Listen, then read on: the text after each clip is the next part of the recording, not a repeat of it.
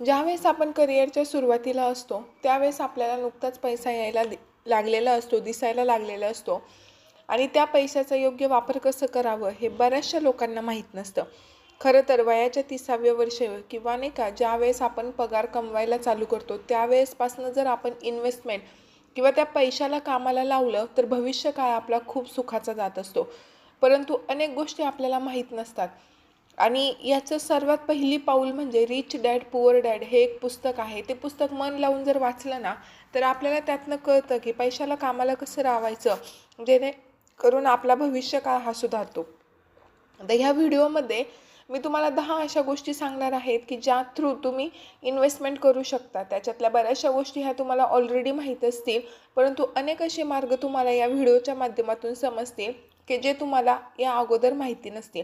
तर नमस्कार, मी प्रियांका, माझ्या यूट्यूब चॅनलला तुमचं स्वागत करते. व्हिडिओ आवडला तर लाईक करा, चॅनलला सबस्क्राईब करा. इन्व्हेस्टमेंट सुरू केली नसेल तर आत्ताच इन्व्हेस्टमेंट करा. आता यामध्ये काय असतं की फिक्स डिपॉझिट किंवा फिक्स रिटर्न देणारे इन्व्हेस्टमेंट आणि एक व्हॅरिएबल रिटर्न असणारे इन्व्हेस्टमेंट. फिक्स डिपॉझिट असणारे इन्व्हेस्टमेंटमध्ये काय असतं की रिस्क कमी असते. ज्यावेळेस आपण इन्व्हेस्टमेंट करतो तर त्यावेळेस रिस्क फॅक्टर हा खूप गरजेचा असतो पाहणं.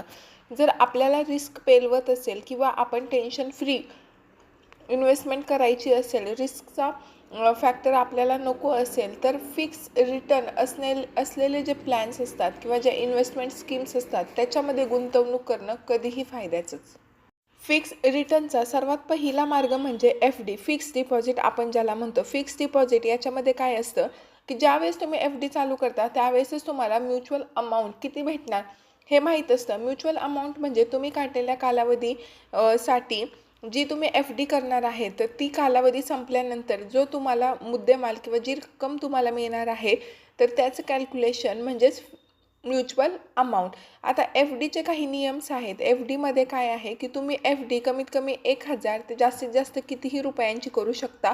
परंतु त्यानंतर दुसरा असा नियम आहे की कमीत कमी 7 दिवस इन्व्हेस्टमेंट तुमची पाहिजे आणि जास्तीत जास्त 10 वर्ष तुम्ही FD ही करू शकता.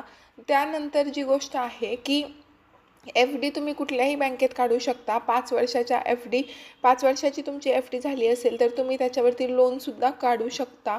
आणि त्यानंतर जर तुमची FD जुनी असेल, जास्त कालावधीसाठी जर तुम्ही FD काढलेली असेल की तर तुम्हाला त्याच्यामध्ये इन्कम टॅक्स म्हणजे आयकर विभागा थ्रू इन्कम टॅक्समध्ये सुद्धा फायदा होत असतो. तर FD ही सर्वसामान्य लोकांमध्ये एकदम म्हणजे लाडकी किंवा कॉमन अशी गोष्ट आहे फिक्स डिपॉझिट, ज्यामध्ये लोक एक मुष्ट रक्कम ही FDमध्ये टाकत असतात आणि त्यांना ज्या कालावधीनंतर ती FD लागत आहे, जे त्यांना ती मॅच्युअर करायची आहे तेव्हा ते करतात.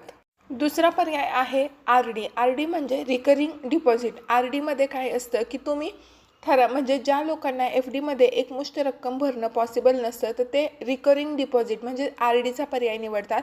RDचा कालावधी हा 6 महिन्यांपासनं पुढे असतो. आता RDमध्ये काय असतं की व्याजदर FDपेक्षा थोडंसं कमी असतं आणि RDमध्ये तुम्ही मिनिमम इन्व्हेस्टमेंट 100 रुपयांपासनं पुढे करू शकता. RDमध्ये काय असतं की व्याजदर थोडासा कमी असतो आणि तुम्ही दर महिन्याला थोडी थोडी रक्कम ही RDमध्ये इन्व्हेस्ट करू शकता. नियम हे सगळे RD आणि FDचे जवळजवळ सारखेच आहे, फक्त RDमध्ये FDपेक्षा व्याजदर जो आहे तो थोडासा आपल्याला कमी पाहायला मिळतो. त्यानंतरचा प्रकार आहे life insurance policy. Life insurance policy म्हणजे घरातल्या जबाबदार व्यक्तीने त्याच्या इतर कुटुंबियांसाठी काढलेली पॉलिसी असते. यामध्ये काय असतं की पॉलिसी चालू असताना जर त्या व्यक्तीला काही झालं तर मग त्यावरती क्लेम मिळतो आणि घरातील इतर सदस्यांना त्याचा फायदा होतो. आता लाईफ इन्शुरन्स पॉलिसीचे वेगवेगळे प्रकार आहेत. टर्म लाईफ इन्शुरन्स पॉलिसी, मनी बॅक लाईफ इन्शुरन्स पॉलिसी, असे वेगवेगळे प्रकार आहेत. आता लाईफ इन्शुरन्स पॉलिसीचे जे रिटर्न्स आहेत ना ते FD आणि RDपेक्षा जास्त आहेत आणि लाईफ इन्शुरन्स पॉलिसी ही आवश्यक आहे, कारण की ज्यावेळेस अचानक एखादा प्रसंग येतो, आपल्यावर वाईट वेळ येते, तेव्हा ह्या पॉलिसीचा खूप फायदा हा होत असतो. नेक्स्ट जो पर्याय आहे तो म्हणजे PPF. PPF म्हणजे पब्लिक प्रोव्हिडंट फंड. आता PPF जो असतो तो तुम्ही ज्यावेळेस काम करत असतात त्यावेळेस तो PPF काढला जातो. त्याची मिनिमम अमाऊंट असते 500 रुपये आणि याचा लॉक इन पिरियड हा 21 वर्षांसाठी असतो. त्यानंतर 15 वर्षानंतर तुम्ही एमर्जन्सी म्हणून PPF 50% PPF रक्कम ही काढू शकता. नवीन आलेल्या नियमांनुसार PPF 5 वर्षांनंतर मेडिकल एमर्जन्सी किंवा एखादी एमर्जन्सी असेल तर तुम्ही PPFची रक्कम ही काढू शकता. आत्ता सध्या PPFचा जो व्याजदर आहे तो 7% इतका आहे आणि ज्यावेळेस आपण ITR भरत असतो, टॅक्स भरत असतो, त्यावेळेस PPFची जी तुमचं इन्व्हेस्टमेंट आहे ती टॅक्स डिडक्शनसाठी तुम्ही वापरू शकता. त्यानंतर 5वी फिक्स रिटर्न देणारी स्कीम म्हणजे NPS, ज्यालाच आपण नॅशनल पेन्शन स्कीम असं म्हणतो. तर नॅशनल पेन्शन स्कीम यामध्ये सुद्धा तुम्हाला महिन्याला 500 रुपये हे कमीत कमी भरावे लागतात आणि वयाच्या 60व्या वर्षी 60% रक्कम ही तुम्हाला मिळते आणि त्यानंतर जोपर्यंत तुम्ही जिवंत आहात तोपर्यंत बाकीची जी रक्कम आहे ती पेन्शन स्वरूपामध्ये तुम्हाला मिळत असते.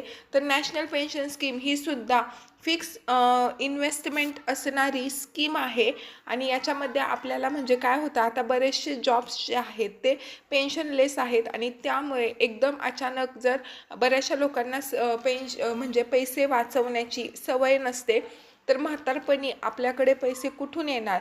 त्यामुळे नॅशनल पेन्शन स्कीम ही जी संकल्पना आहे ती अतिशय सुंदर आहे आणि ही स्कीम जी आहे ना ती प्रत्येकाने चालू करणं अत्यंत आवश्यक आहे.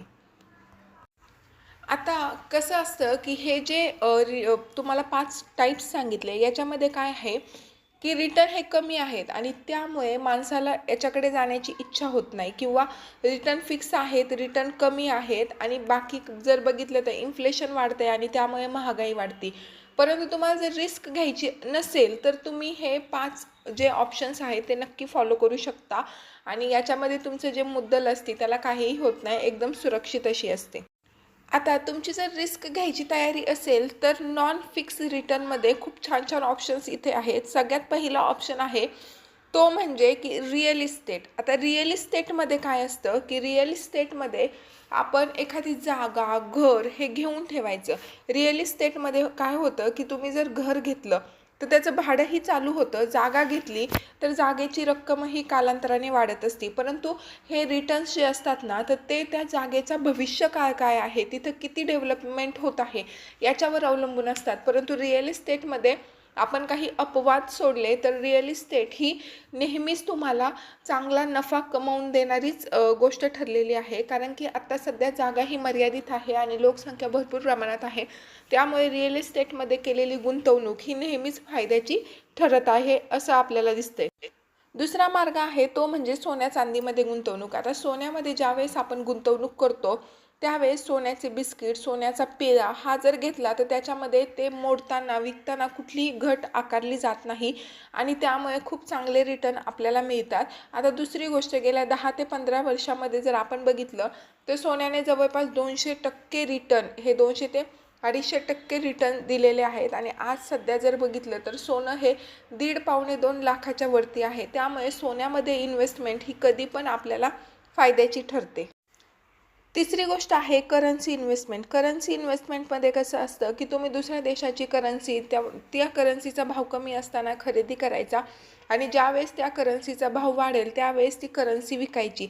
अशा पद्धतीने करन्सी इन्व्हेस्टमेंटमध्ये तुम्ही चांगल्या पद्धतीने प्रॉफिट कमवू शकता. पण जसं की हे नॉन फिक्स रिटर्न आहे त्यामुळे कधीकधी जर तुम्ही जी करन्सी घेतली आहे त्याचा जर भाव खाली आला तर तुम्हाला लॉससुद्धा होऊ शकतो.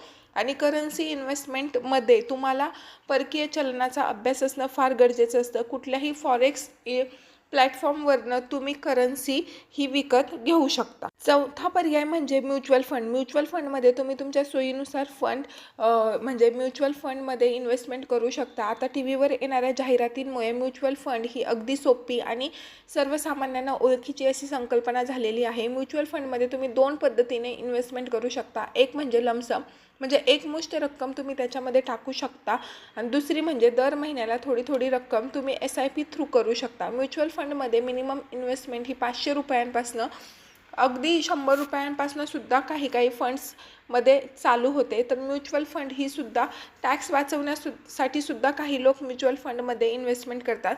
जितका जास्त कालावधी तुम्ही म्युच्युअल फंडसाठी देणार तितके जास्त रिटर्न हे तुम्हाला मिळतात. म्युच्युअल फंडचे रिटर्न्स जे असतात ते स्टॉक मार्केटवरती अवलंबून असतात. त्यामुळे स्टॉक मार्केट कशा पद्धतीने परफॉर्म करतोय त्याच्यावर म्युच्युअल फंडचे रिटर्न अवलंबून असतात.